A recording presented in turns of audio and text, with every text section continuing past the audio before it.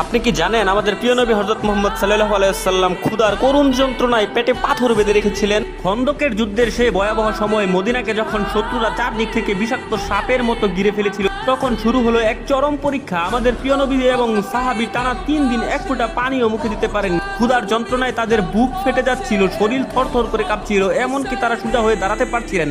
এমতো অবস্থায় ক্ষুধার জ্বালায় অস্থির হয়ে এক সাহাবী আল্লাহর রাসূলের সামনে এসে দাঁড়ালেন, নিজের জামা তুলে দেখালেন ক্ষুধার জ্বালায় কুকড়ে যাচ্ছেন এবং অতি কষ্টের সহিত আমাদের প্রিয় নবী হযরত মুহাম্মদ সাল্লাল্লাহু আলাইহি সাল্লামকে দেখালেন তিনি ক্ষুধার যন্ত্রণায় তার পেটে পাথর বেঁধে রেখেছিলেন। তখন আমাদের প্রাণের নবী হযরত মুহাম্মদ সাল্লাল্লাহু আলাইহি সাল্লাম মুস্কি হেসে তার পবিত্র চাদর মুবারক তার পেটের উপর থেকে সরানোর সাথে সাথে সকল সাহাবীরা দেখে গর্জে চিৎকার করে উঠলেন, কারণ আমাদের প্রিয় নবী হযরত মুহাম্মদ সাল্লাল্লাহু আলাইহি সাল্লাম একটি নয় দুটি পাথর বেঁধে রেখেছিলেন তার পেটে। আমাদের প্রাণের নবী সাল্লাল্লাহু আলাইহি সাল্লাম এত কষ্টের মাঝে থেকেও আমাদের জন্য কেঁদেছেন। আজ আমি দেখতে চাই আমাদের প্রাণের নবীকে তোমরা